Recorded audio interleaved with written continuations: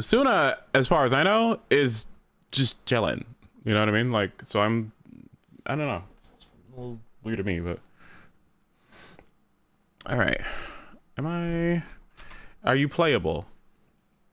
Yes.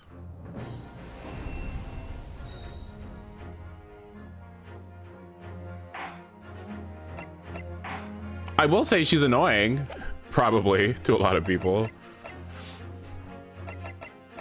And whiny. I can see that. Okay. Oh,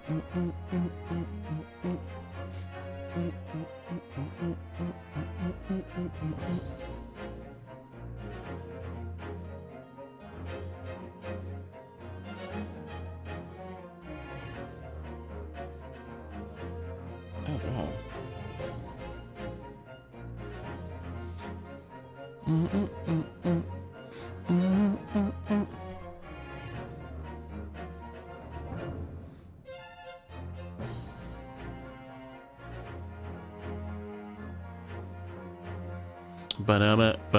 All right, y'all ready?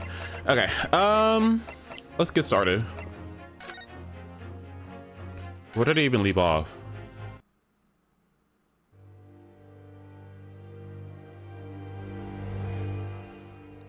The memoirs of the clouded Kokoro? It was a ghastly tale of a winter's night. One of an invisible killer and a crime perpetrated on the pavement along Briar Road.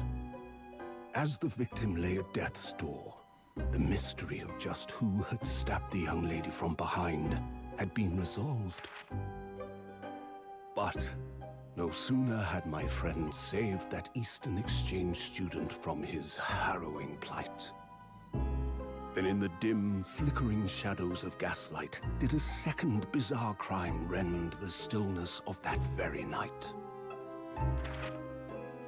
I dare say most can still recall the sensational headlines of the day. Haunted apartment of death, the condemned criminal's curse, the dread demon of coal gas.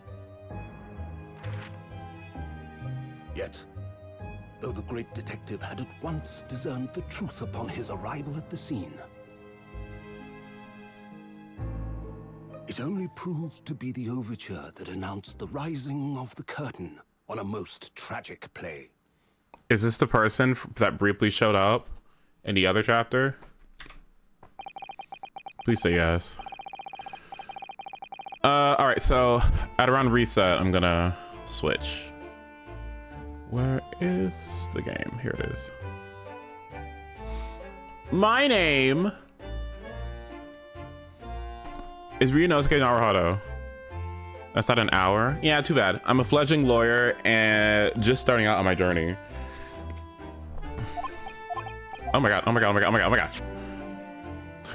6 months ago, I arrived as a visiting student of law, having made the long voyage across the sea from the Empire of Japan to here, London, England. Oops.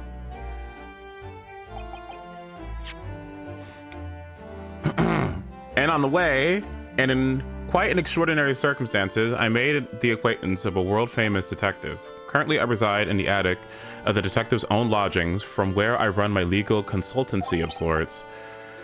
I've successfully defended a number of clients in Britain's highest court, the Old Bailey. But since a particularly grueling and unforgivable legal battle 4 months ago now, I haven't returned to the courtroom. In truth, I lost my right to return. What? Okay. But that epic tale was just one small part of an epic tale. A tale which was now about to awaken from slumber, thanks to a letter that had arrived this morning from my homeland.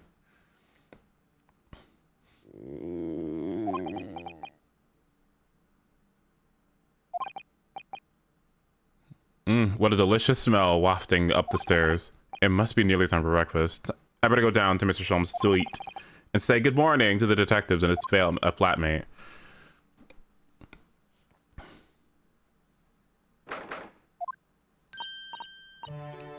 Hi, Iris. The bacon's ready. Thank you. Before we eat, though, I got some. Oop. Not another word, Mr. Naruhodo. What? He and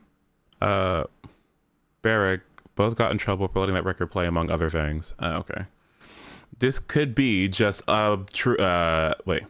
This could be the abstruse thing for my pre-breakfast stagnation repelling mental stimulation, my dear fellow.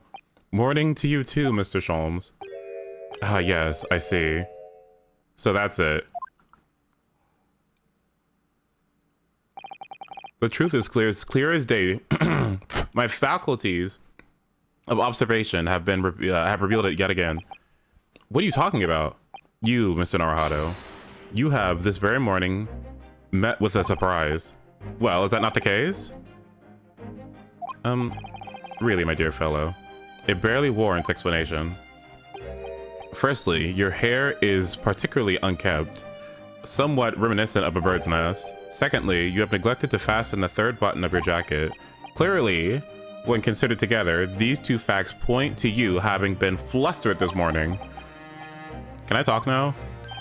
But of course. Though I don't look for admiration, you understand. My hair always looks like this. It's been this way since I first met you. Oh, it has? And the button was ripped off last night, if you remember, by you. Hurley pulled off your button. Yes, I recall the incident now. It was after supper, was it not? As the evening advanced, I picked up my violin and began to play the wailing notes of a haunting tune. But then, to my utter dismay, the third string snapped. Why did it have to happen? Why? Little wonder then that in my vexation, I grabbed the first button I saw and ripped it from its proper place. Well, I'd like it back now, please. It's troubling me that I can't fasten my jacket. And it's troubling me that you expect me to know where it is. Somewhere thereabouts on the floor, one presumes. Helpful. What matters at the present time, my dear fellow, is simply whether or not my deduction was unerring. But Hurley, Runo said it when he came in, didn't he? I had a surprise this morning.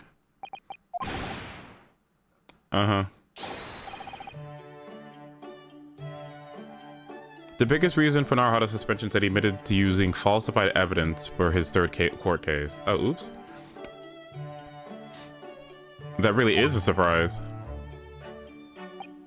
Yes, this man is the pride of the British Empire, the famous consulting detective, Mr. Herlock Sholmes. There can't be a single person in the world who doesn't know his name. Alright then, enough of this silly conversation. Come and eat this bacon before it gets cold. And I have new herbal tea for you to try too. It's my latest special blend. And here we have Iris Wilson, Mr. Sholmes' lodger and companion. A truly exceptional young girl who's the author of a highly successful serialization here in London. Yes, The Adventures of Herlock Sholmes, as published in Rancid magazine.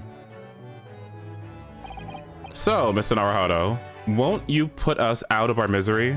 What surprised you this fine morning? Well, I received a letter from Japan. Oh, from Susie, you mean? Was it? Really? That's right. And she had some rather startling news, in fact. Intriguing indeed. You must tell us about it over breakfast.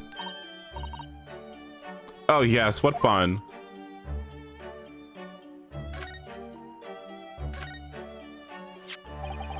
This is the letter that arrived from Japan this morning by International Post.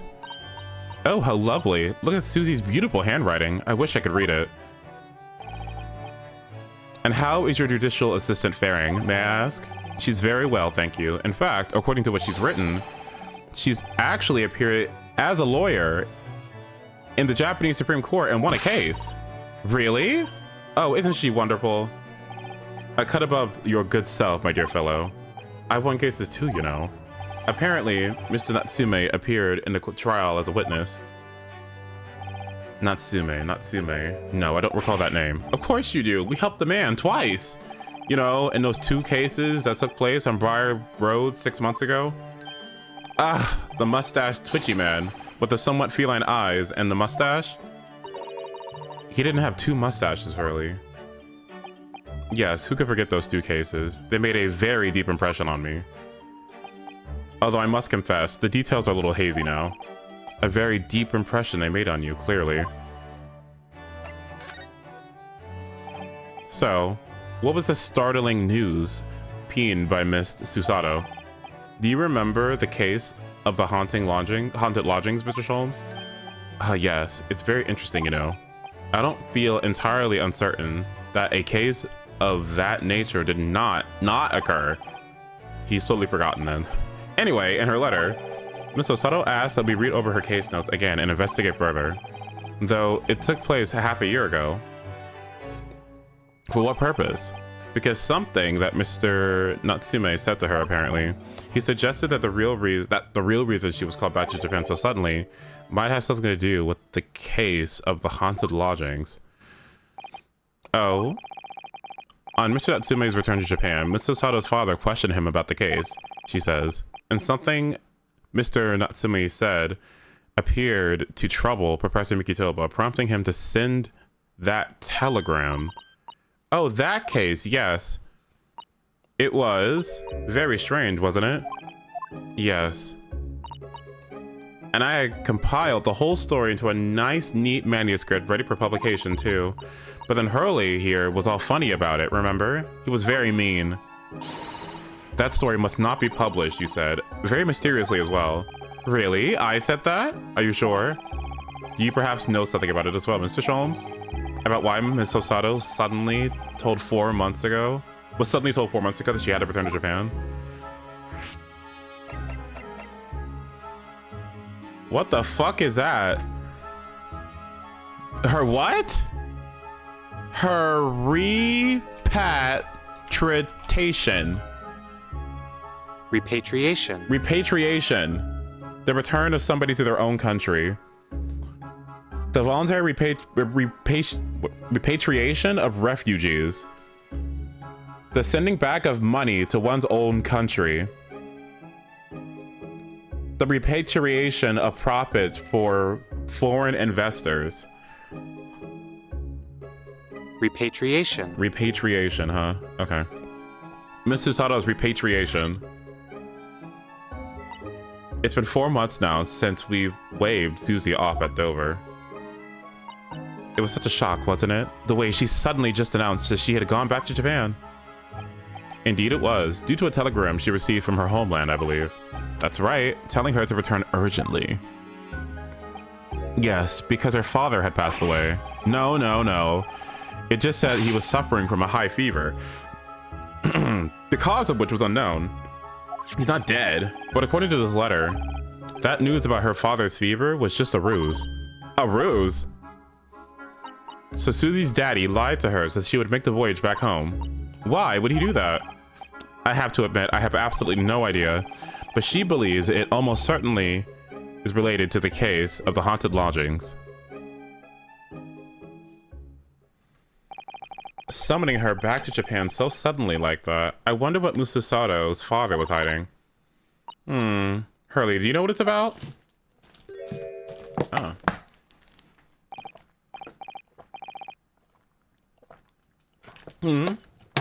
Well, who can say? What? But you said... Please, I have engagements, my dear fellow. My calendar is quite surprisingly full today. And a stringent analysis of the matter would be excessive, I feel. Even if I were quite at leisure. So, man the fort in my absence, won't you, Iris? I will, Hurley, don't worry. See you later.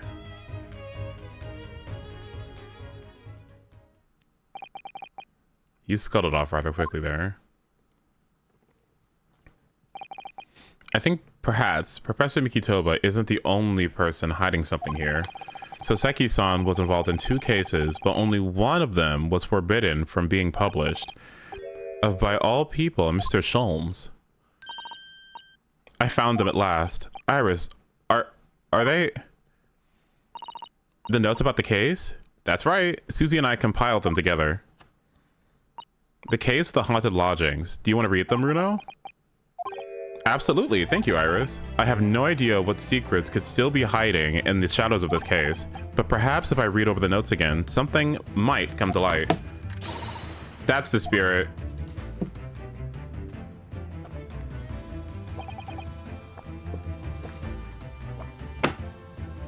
Oh my god, this bomb-ass song.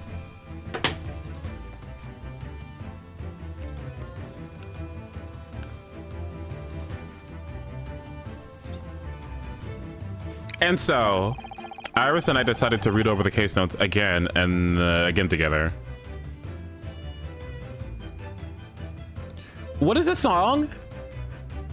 Is it Investigation Core? What is this?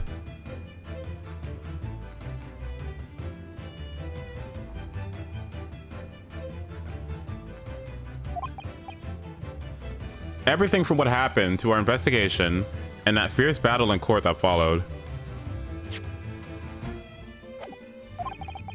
Reliving every detail. I just need to find a clue and have all the time in the world because, of course, I'm no longer allowed to practice law in the courts of Great Britain.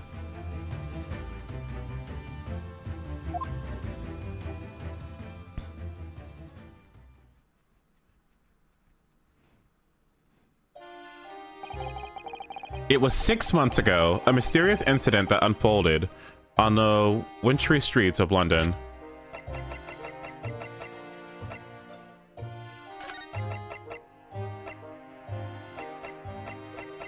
One second.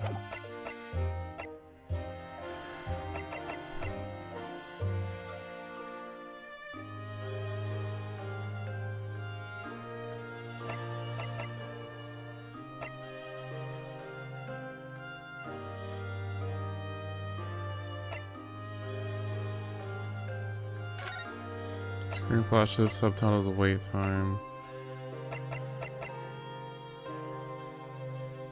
Yeah.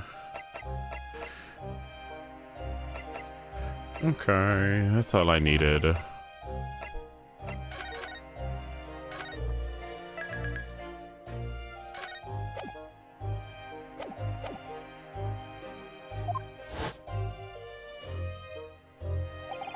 A young woman was found lying on the snowy pavement of Briar Road with a knife in her back. Fortunately, her life was spared, but she was unconscious for several days following the incident. The fog was thick and nobody saw her attack her, but by a cruel twist of fate, a visiting Japanese student was walking behind her at the time and was duly arrested. That man was Soseki-san, and the man who effected his arrest was Mr. Sholmes. Believing in our compatriot's innocence, Susato-san and I decided to represent Soseki-san in court, and after a grueling trial of many twists and turns, we finally managed to prove his innocence. Joyful, joyous, jubilation was the man's reaction after the trial, but his jubilation was short-lived. We received a telegram from Mr. Sholmes the following morning. The victim of the Briar Road stabbing has regained consciousness. Hurry to the Barts at once. Susato-san and I summoned a handsome... Okay, and headed immediately to the hospital. Yeah, I remember this part.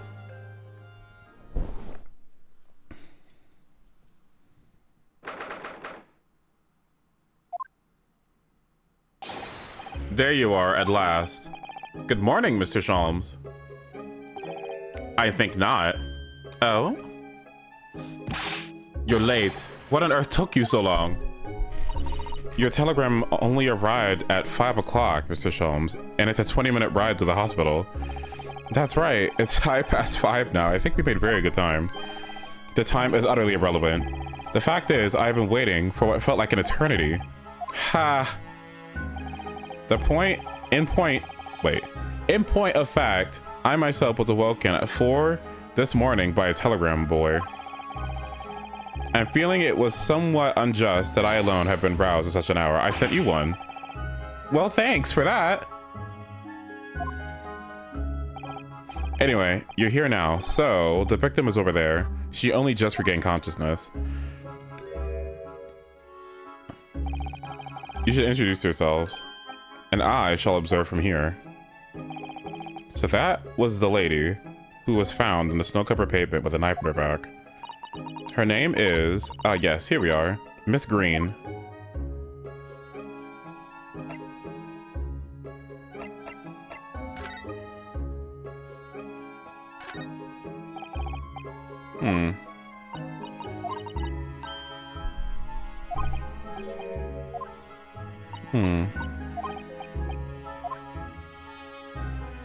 This rat? Now why is Poppy here?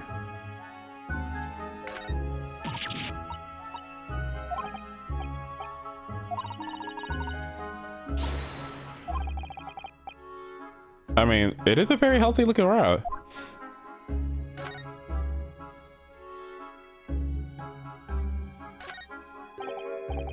Good morning.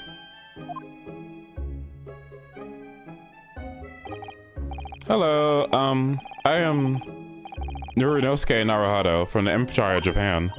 Oh, no. Was it your knife that... Are you the man who... No, I'm a lawyer. And I'm Susato Mikitoba. Pleased to meet you. Oh, was it your knife then? Are you the one? Oh, no, I assure you, I'm Mr. Naruhado's judicial assistant. We heard that you regained consciousness and wanted to come give you our best wishes. Best wishes? For me? Thank you. I'm Olive Green. I'm an artist. Well, no, that's not right, is it? What I mean is, I'm trying to be an artist. Well, what I really mean is, I desperately want to be an artist.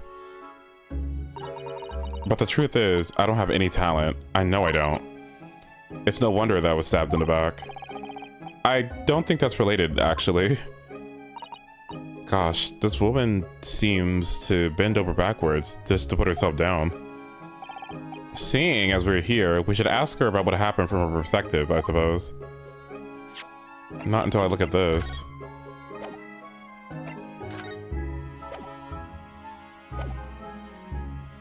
I feel the same way about rats too. They're so cute. There's a number of pets that I would want. A Sphinx cat, a rat, a pig, a cow, or it's one more, or a duck. Ducks I probably just keep outside though, because I wouldn't want to deal with all that. Oh no, I just do 50-50, yeah, on my model. Right now, I didn't feel like turning on my light, so I am doing this. To suddenly be struck in the back by a blade as you were walking along the pavement. What a terrible experience you had, Miss Green. It was so cold that day, and the fog was so thick, I couldn't see a thing. That was 4 days ago now, I think. Is that right? Yes, that's right. I'm afraid you've been comatose all that time. But the case has been solved, hasn't it? Well, I've been here in the hospital, I mean. Indeed it has, my dear madam. Spectacularly, by none other than I, Herlock Sholmes. Mr. Sholmes, as you well know, it was Mr. Naruhado's hard work in court that solved the case. Are you yet to hear what happened, Miss Green? Yes, I'm afraid so. A gentleman from the police force is supposed to be coming to fill me in shortly. Birds sound cool too, but I don't know if I'm already 30. If I get the wrong bird, they could outlive me with how long they live, like 80 plus years. If I got a fresh new bird now, parrot or something, it could very easily outlive me at this point. Those things live up to like, what, 80? A long ass time. Me coming around seems to have made everyone frantically busy. I'm so sorry. I should have never regained consciousness. It was so selfish of me. Oh no, we're all so relieved that you're on the mend, Miss Green. We really are. With that kind of attitude, maybe her surname should have been Blue, not Green. So, you're an artist, are you, Miss Green? Oh no, I couldn't possibly claim that. I'm a fledgling artist at best. I mean, I'm a student of the art, really. At Thorndyke Academy of Fine Arts. Oh my, an Academy of Fine Arts. Great Britain, such a wonderful country. Tell me, Miss Green, do you live hereabouts? Oh no, actually, I don't deserve it, but I have a little flat on Brixton Road. I see. How very interesting. Oh, no, is it? Brixton is some 10 shops away from the underground from here. And Thorndyke Academy is a mere 3-minute walk from Brixton Town Center. Does that matter, Mr. Sholmes? Perhaps not, but Briar Road is a far less salable... Whoa, Jesus Christ, some of these words. What the fuck is that? Salubrious? Salubrious? What is salubrious?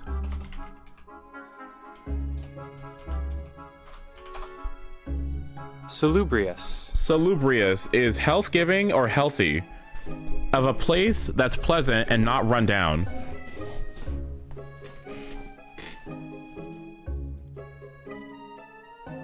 The family moved to a more salubrious area with clean air and hiking trails. She adopted a salubrious witch diet rich in fresh vegetables and fruits. Okay.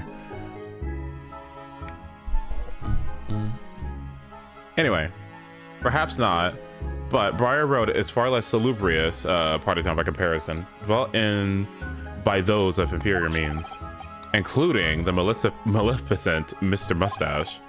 Inferior means? I suppose Soseki-san does fit the bill. It struck me as somewhat out of the ordinary for a young fine arts student to be walking in such a district. That's all. What's this? She suddenly clammed up. Mr. Sholmes, you should be ashamed of yourself, prying to a young maiden's private affairs. Oh dear me, do forgive me. If you don't mind, I'm being discharged shortly, so I need to pack up my things. Oh yes, of course, we won't keep you. Thank you so much, Miss Green.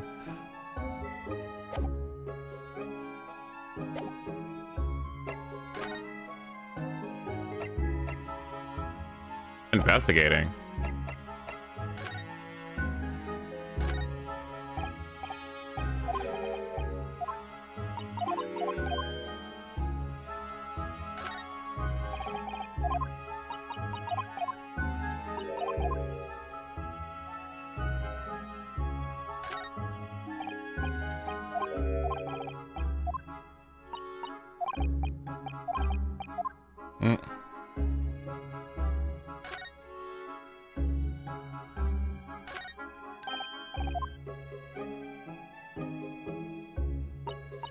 A picture of a young gentleman. He looks like to be about the same age as Miss Green. Interesting. Should we ask?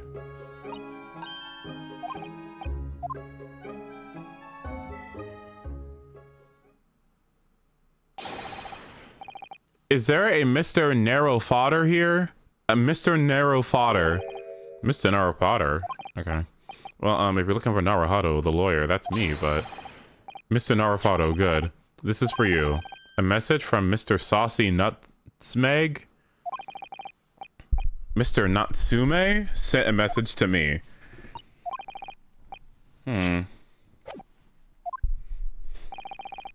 What's a Scotland Yard constable doing playing delivery boy at this time in the morning? Ugh, what are you waiting for? Let me see that. Oh. Well, this is most unexpected. Is something wrong, Mr. Sholmes? Is something wrong, Mr. Sholmes, he says. Have you not seen this note? No, how could I have? It would seem that London's criminals have no intention of letting the great detective rest. A new case calls. A case of a murder, no less. We must depart at once. Murder? Call a cab. Time is of the essence. But the trouble is, we've yet to read Mr. Natsume's note. I was thinking we gotta pay him a visit in his lodgings once we did. That would be entirely convenient. Convenient? What do you mean? It's all here in a note, my dear fellows. The murder we must investigate took place in Mr. Mustache's lodgings. Wait, what? Okay.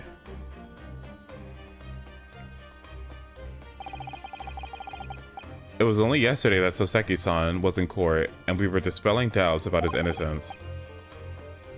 And now, the very next day, there's a murder at the man's own address? He may very well be the most unluckiest man alive. Or so it seemed to us at the time, but we were soon to discover it was worse than we thought.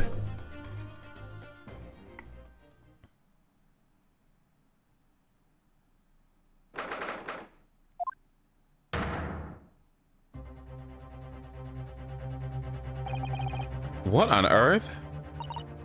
Oh my, the gentleman is deceased without question. He's dead.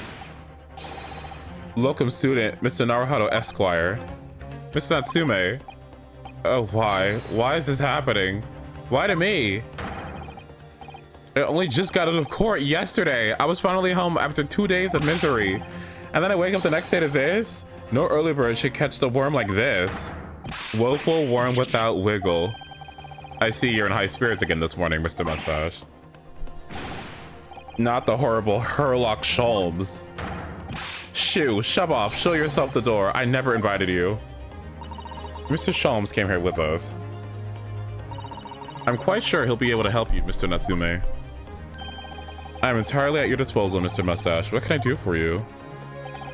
Ugh. Tisk, here they are, already. The busybodies. Inspector Gregson, what a surprise. Pleasant, isn't it? Gives me a heartburn every time I see your face at a crime scene, Sholmes. I deduce, Inspector, that your heartburn is a result of your excessive consumption of fried food. Good morning, Inspector. This is a crime scene. Don't you go touching anything. Or good morning to you too, Sunshine.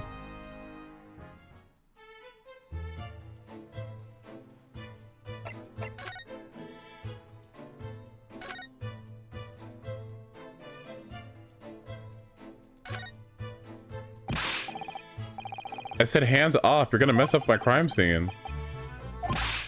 No chance of looking. I know you're kind. You'll mess it up just by looking at it.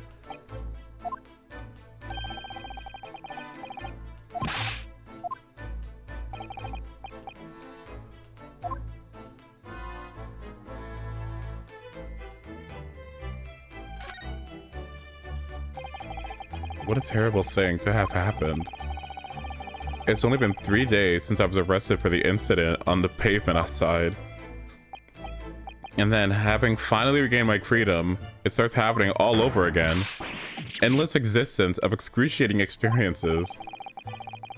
So the victim lived here on the ground floor, and your room is just 1 story above, isn't it?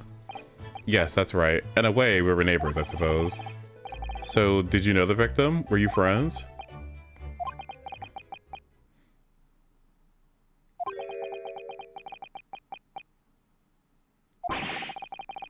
What's the matter with Soseki-san now?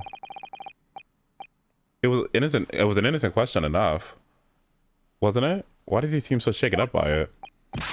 Well, I suppose he wasn't a complete stranger, but did he ever invite me to his room? Never. On my honor, I swear it. What an extreme reaction. You're probably wishing you never asked, aren't you, Mr. Naruhito? When we found him here, I felt wretched, which is why I sent word asking you to come. Through that inspector over there.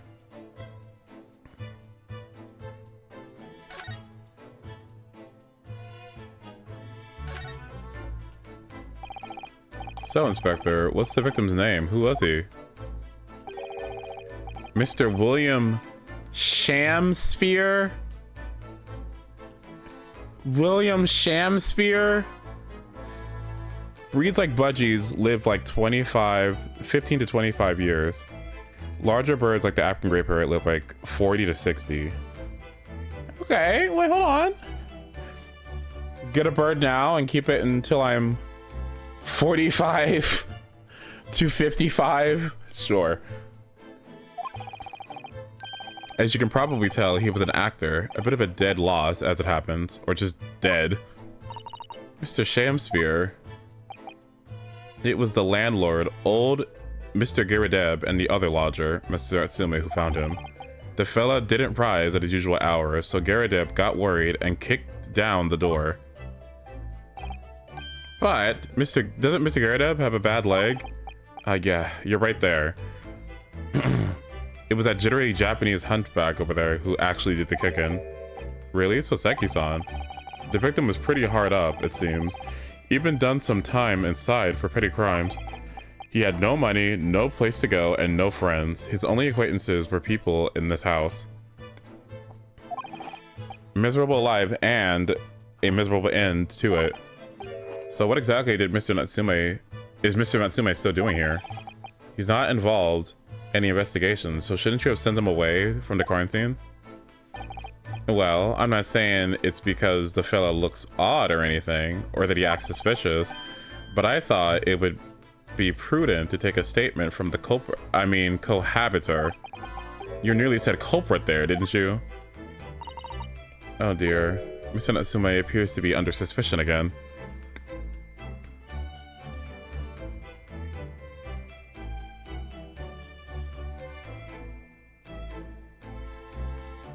Oh god, birds are so high maintenance, Jesus. It certainly seems that way. He does just come across as an odd fellow. Poor man, how unfortunate. Anyway, I can't say much until the coroner gets here. But I don't think the fella's been a goner that long. The body's still warm. Even if the inspector would allow it, I don't think I could bring myself to touch a dead body.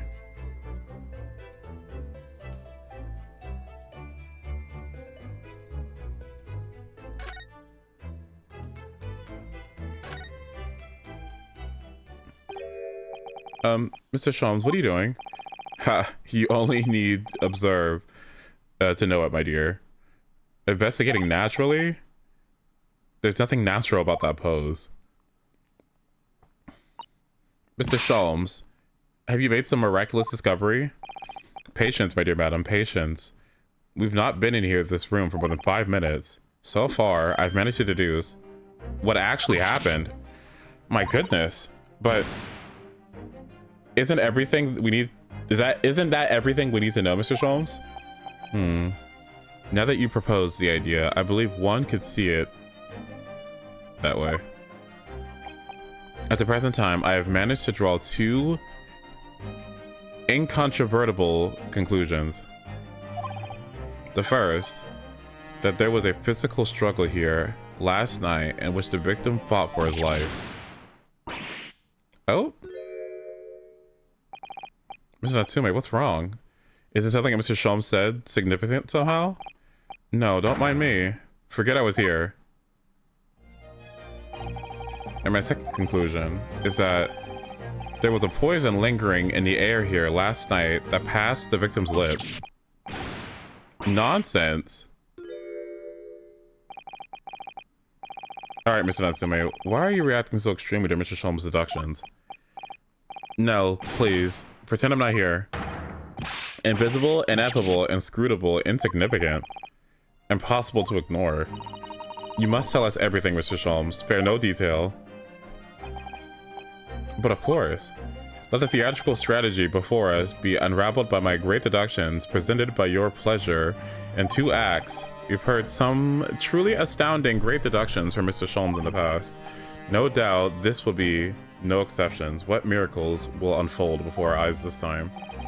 So, my dear fellows, for your delight and wonder, let the curtains rise. For Herlock Sholmes, Logic and Reasoning Spectacular, Act 1. Oh boy, here we go. The Great Deduction. The game is afoot. Topic 1. Cause of death.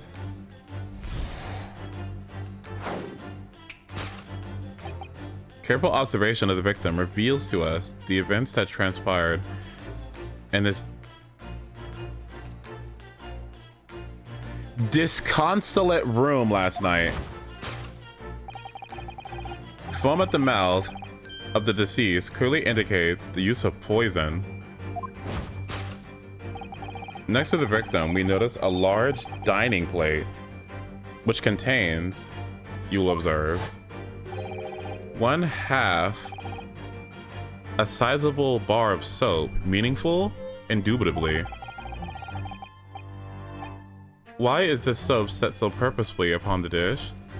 Like the victim's last supper, in fact. Yes. Could it be that the man was about to eat it?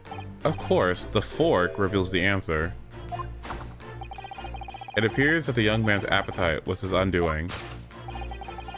Taking up arms in the form of his cutlery, the victim engaged in a deadly battle for his life. Yet the struggle against his hunger was in vain, for in the end, he couldn't resist devouring the slippery feast. But London's foul soap is besmirched by foul poison. Yes, the victim's life was claimed by poison that tainted the contents of the plate. The soap and the lather about the young man's mouth are too perfectly matched to ignore. The cause of death was clearly intoxication due to excessive ingestion of the foul soap. Though personally, I have greater interest in the taste of the foul candle wax, I suppose. Poisoning from soap ingestion. Suicide or murder. The cause of death identified. We proceed to Act 2, where we ponder the next question. Was this suicide or murder?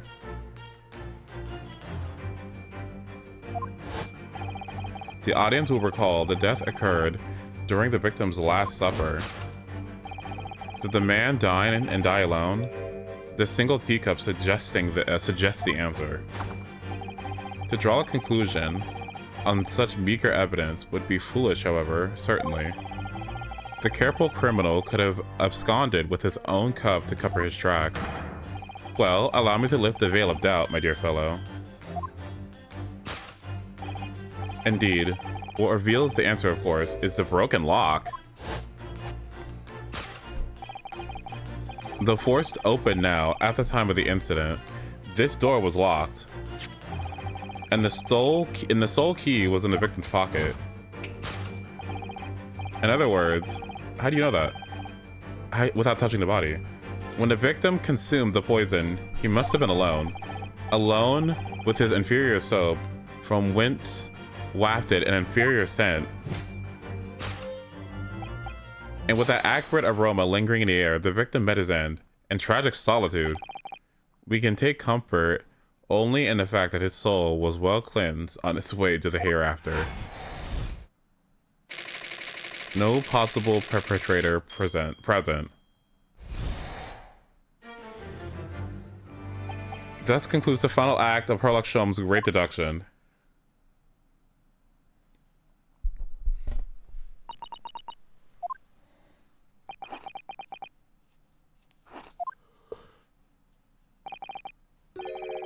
There's just one thing, Mr. Sholmes. You're disposed to identifying just one thing, aren't you, Mr. Naruhodo? Pray, what concerns you? Well, no matter how hungry he was, do you really think the man would have eaten soap? It's quite apparent that this man had barely a penny to his name. It's a curious thing, but to no one so destitute, soap can suddenly appear quite irresistibly appetizing. How extraordinary. In truth, I may have tried a little soap myself in the past. You've eaten it, you mean? My dear fellow, it was some time ago. My postulation was that it would cleanse my gut.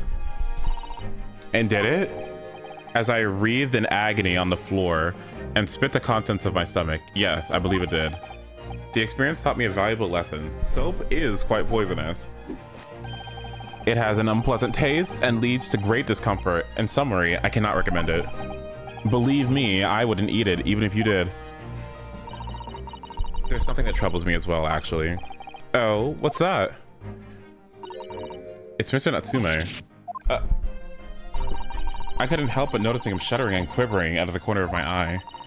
It's almost as if Mr. Sholmes' seductions touched the nerve somehow. No, nonsense. Well, That clenched teeth episode didn't last.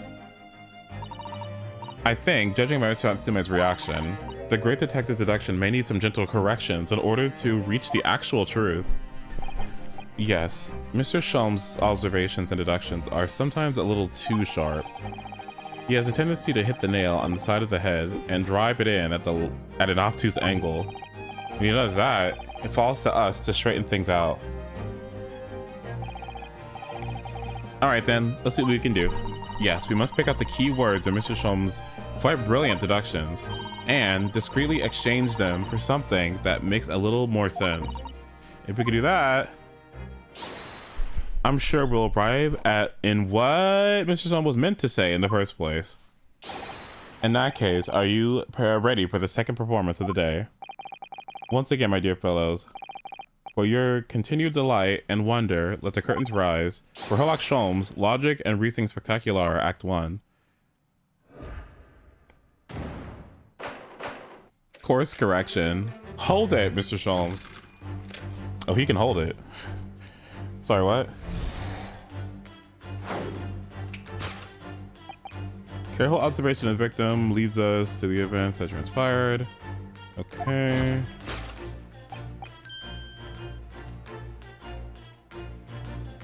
Poison, I agree. So he was an actor? Poison. Next to the victim, we notice a large dining plate which contains, you'll observe, 1/2 a sizable bar of soap. His Last Supper.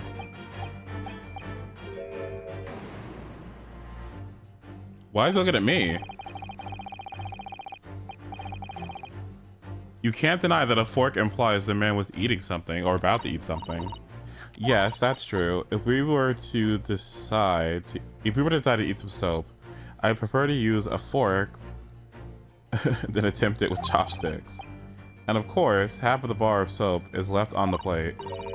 But might there not be some other explanation? Something material that proves whether or not the man really ate some soap.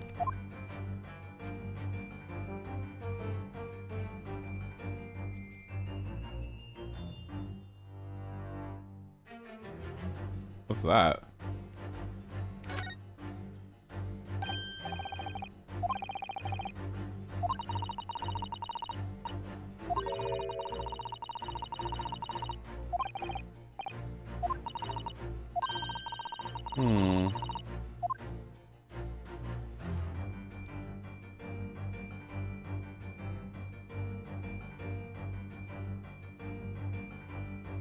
I mean, there's nothing else to present, so... Take that!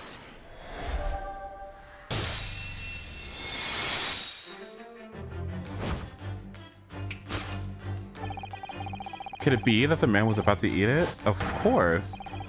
The other piece of soap reveals the answer. It being the other half of the soap on the table. In short, the victim was not eating soap at all. But it's obvious, really. For no depths of hunger could drive any man to attempt to eat soap. Even I, with my unquenchable thirst for practical knowledge, only ate a single bite. But that begs the question how the man was poisoned, because there's no sign of any food on the table. Obviously the drink. An excellent observation, Mr. Naruhodo, and one that furnishes us with the answer we seek. For London's foul soap is besmirched by foul poison. Yes. The victim's life was claimed to poison on the plate.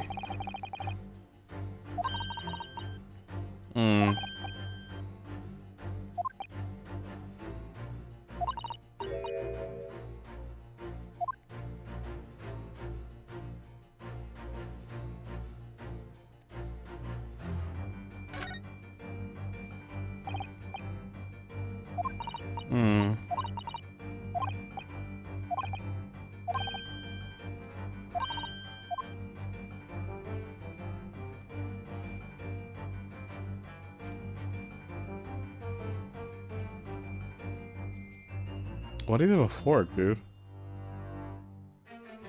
Take that!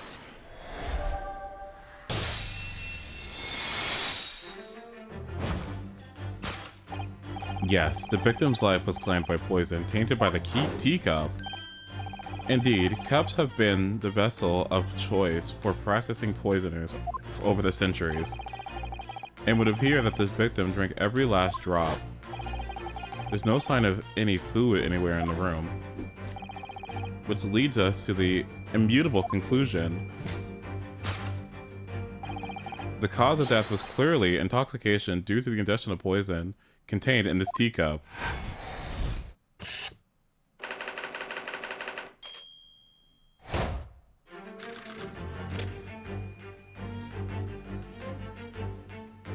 This seems a little bit contrived. Couldn't we just wait for the autopsy report? The cause of death identified. We proceed to Act 2, but we ponder the next question. Was it suicide or murder? The audience will recall that death occurred during the victim's last supper. Did the man die alone? The single teacup suggests the answer. The Western vessel where infused hot drinks again.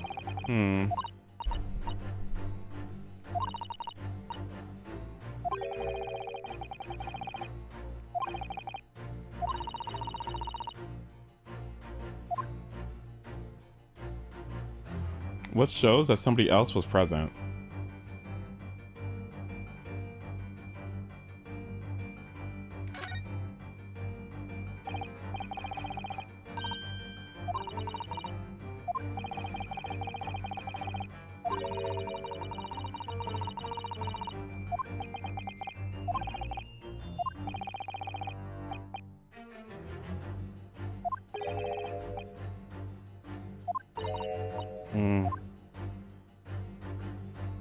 Uh-oh.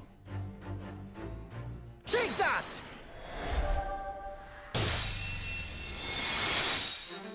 Somebody else is here. Did the man dine and die alone? This other teacup suggests the answer. Yes, there were 2 teacups in this room all along. In other words, this is a strong indication that the victim's last supper, there was a guest present. And at the very least, we can say now with certainty that somebody else was here in this room last night drinking tea with the victim. What are you talking about? Utterly, unbelievably, unjustly unreasonable. To draw a conclusion on such meager evidence would be foolish, however, certainly. In which case, what more can we deduce about this possible guest at the table? Well, allow me to lift the veil, my dear fellow. Do you mean to say that you know exactly who was in this room at the time of the victim's death? Indeed.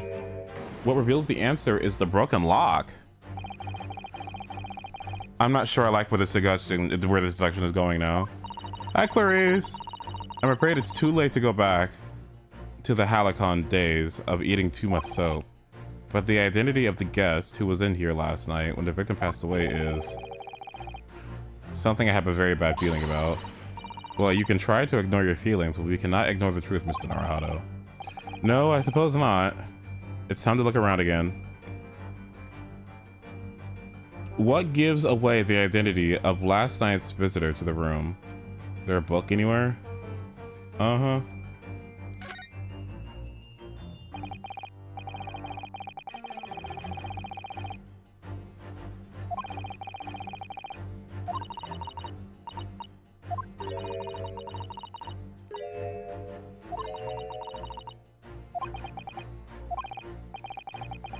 Mm-hmm.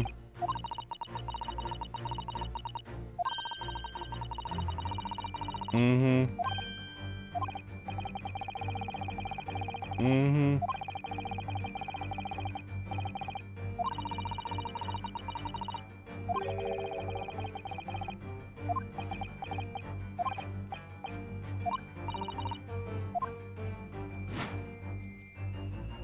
Mm-hmm. Let's present it. Take that!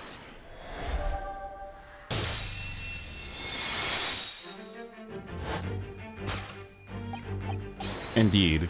What reveals the answer, of course, is the pile of familiar books. Quite so, it's no mere coincidence that these 3 titles are here in this room. It links to the truth.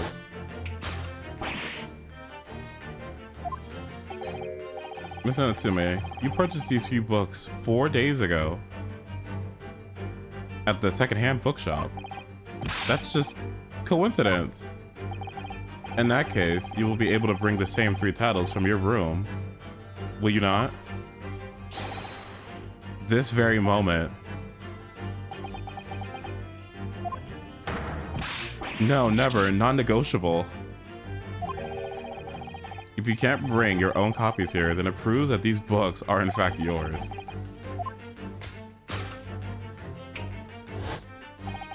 Having purchased the books 4 days ago and returned to your lodgings, you were arrested the very next day.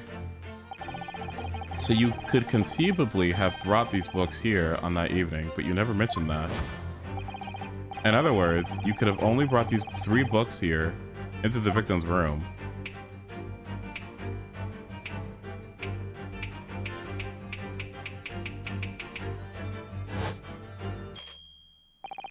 Last night, having returned to your lodgings after the trial concluded in the Old Bailey. Uh-oh. In short, there's only one possible conclusion. The victim died here in his room last night as a result of poisoning. And that same night, the victim had a visitor. And that visitor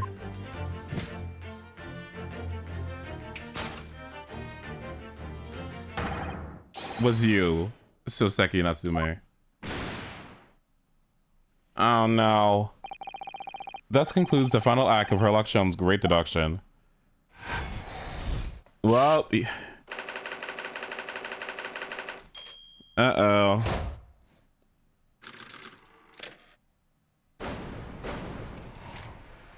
It's elementary. Is this school? Or like, cause it's elementary, hello? Ugh. Not again, not again, not again. Not again. Well then, Mr. Natsume. It would appear you're gonna have to accompany me down to the yard. Again. But wait. Hold your horses. Yes. Door, key, locked, entry, exit, entirely impossible. He's so flustered, he's even being stranger than normal. What? You think that's an alibi? That you could have just made a copy. What? You live here in the same building after all. You could have plenty of opportunity, I'm sure. But, misery me. Sorry, sir. You'll get your chance to give your side of the story later. The facts speak for themselves, Mr. Mustache. Ugh, you horrible Herlock Sholmes. He's really found himself an arch rival now, hasn't he?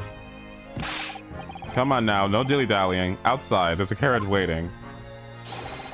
Welcome, student Mr. Naruto Esquire. I never imagined I'd be in this position again, but you have to help me, please, please. I'm innocent. All right, I understand. We'll come to your cell later and talk about it. And one more thing. Oh, yes? My poor little kitty cat. Please give him breakfast for me.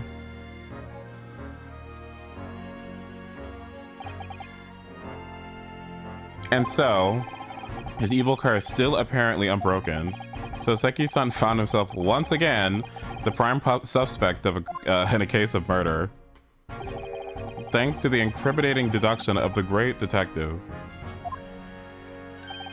My dear fellow, that honor belongs to you.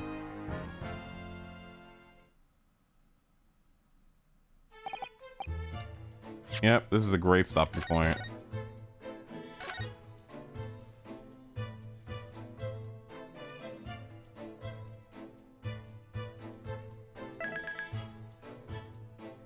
After this part? Okay. Well, at least that means Inspector Gregson is no longer here. We can examine the crime scene in more detail now.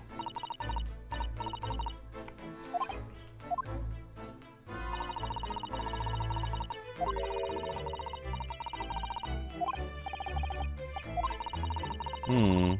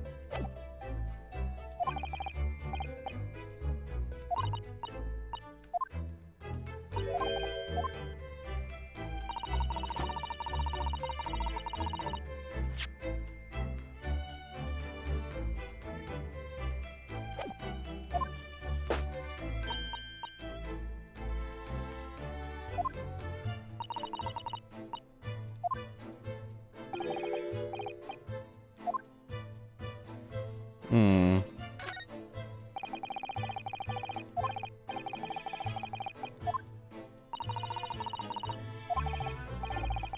Hmm. King's attire.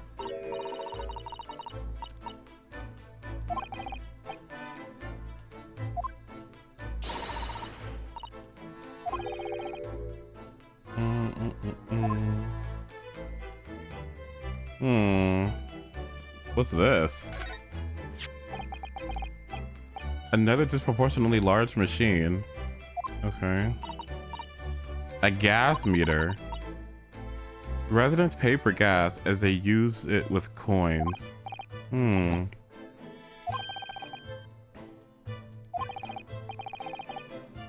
What the fuck? That sounds awful.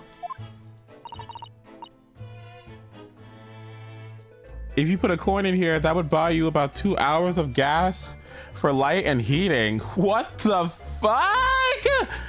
Oh, that sounds awful. Ew! Go put a coin in the gas machine. Oh God.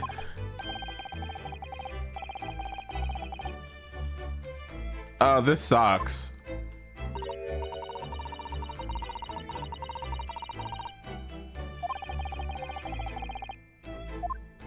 Right, oh my God. I would easily forget about that. Like, oops.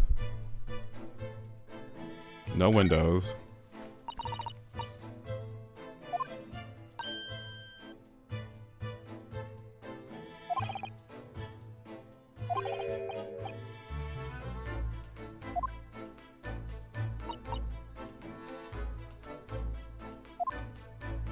Window tax.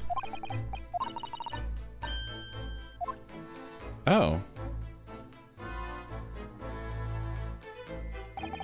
Oh, interesting.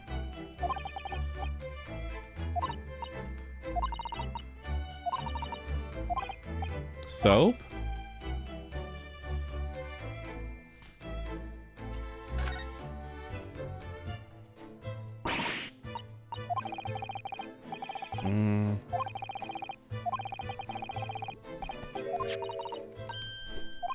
Hmm. Interesting. Why would you have bars of soap in the window?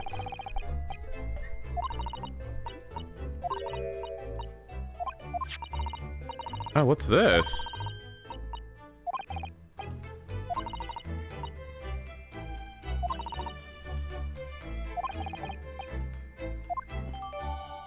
Bars of soap.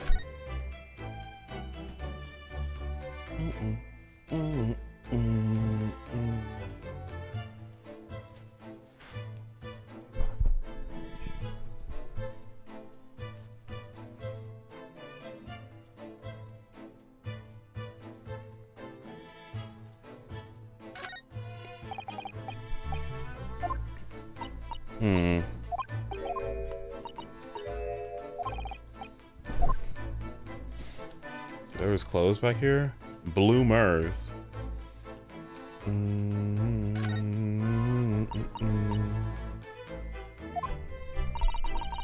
Dude was poor. Oh my God.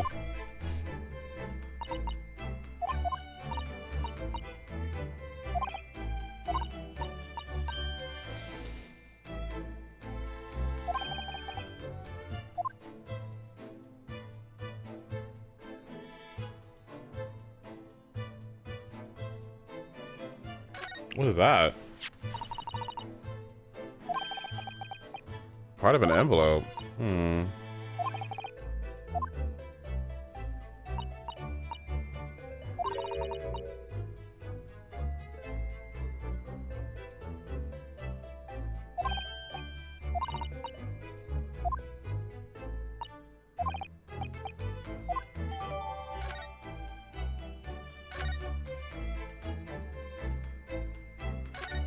What's that supposed to be?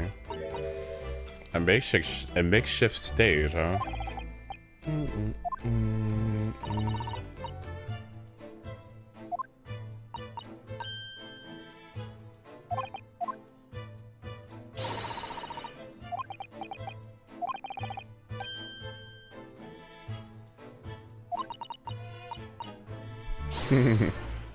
Oh, that's sweet.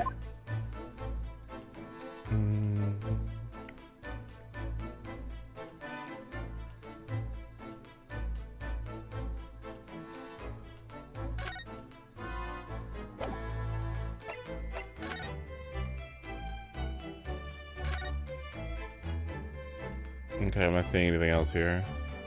But I do have 2 pieces of excellent evidence.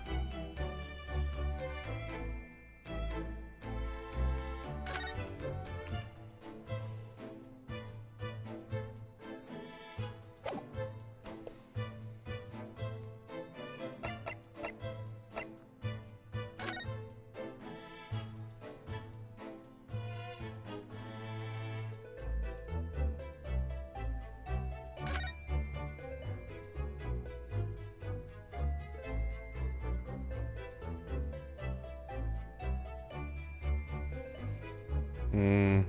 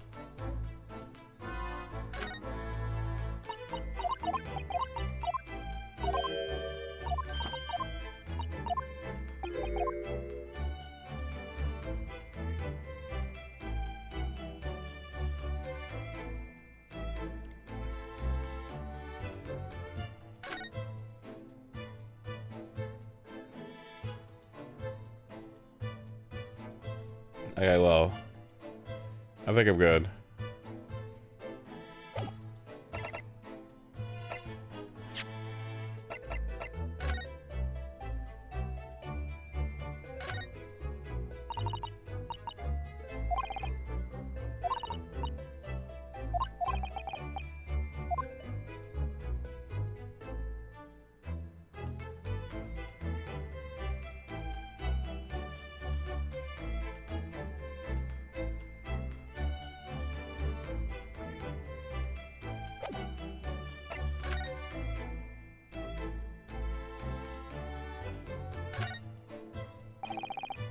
Hmm.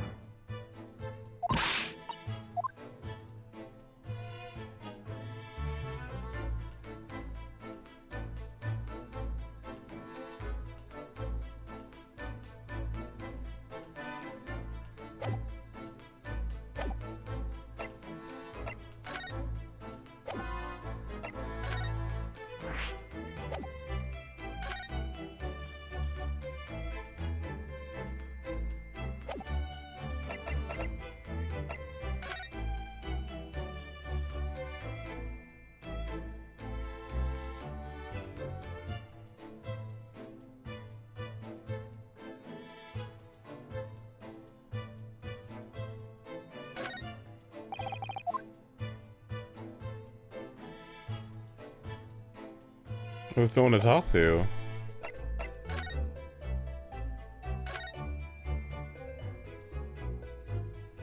Yeah, I thought it. Oh, okay, there we go. I thought I covered the cups already, but I guess the body was overlapping.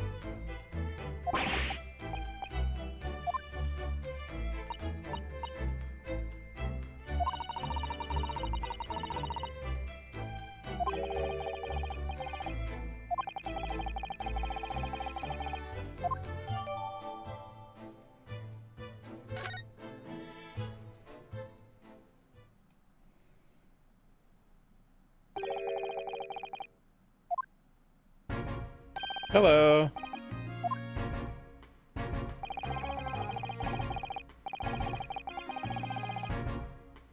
After I threw that little Japanese fella in the clink, I went and reported this to the investigation division. 5 minutes time, this place would be cordoned off by the yard. Oh, I see. Well, we would be leaving then. Poor Mr. Natsume must be feeling pretty low being back in the cell again so soon. I'm sure. Whoa, what the fuck?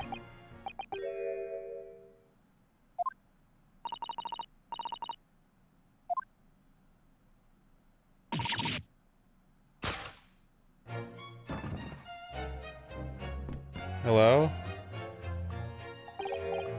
Ow, ow, brief candle. Lights but a walking shadow. A poor player. That struts and frets his hour upon the stage. And then heard to no more. And then heard is no more. Wait, what the fuck? And then is heard no more. Now, how soundeth the next part?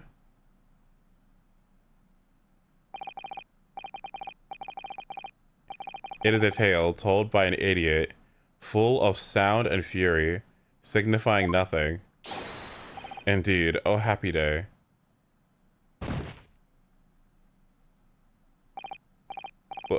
What? What? Walking Dead?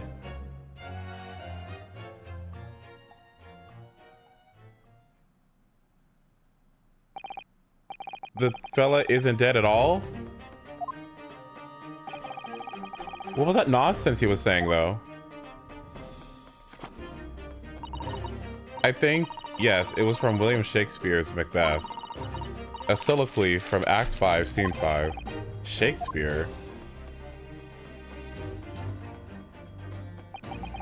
So it was that victim, Mr. William Shakespeare,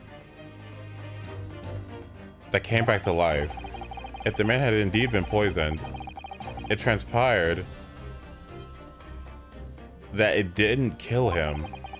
He had been taken by emergency carrier to a nearby hospital for treatment. And then Inspector Gregson evicted us from the crime scene. Whatever that was now.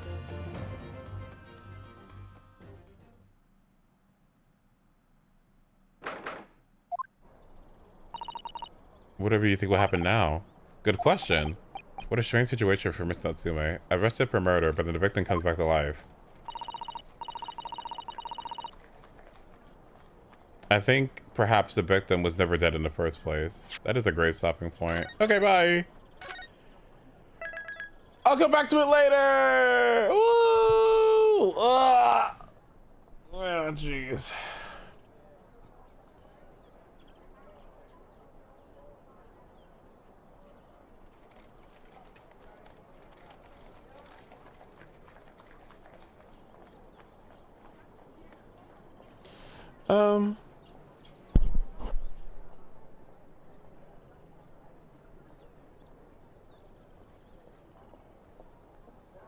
I mean, at least he's not dead. Now the charges will be less, right?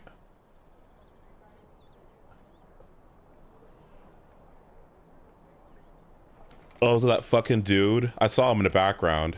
The one from before that we briefly saw. Oh god. That's gonna be fun. Okay, let me switch over, but I will be right back. Let's take a break.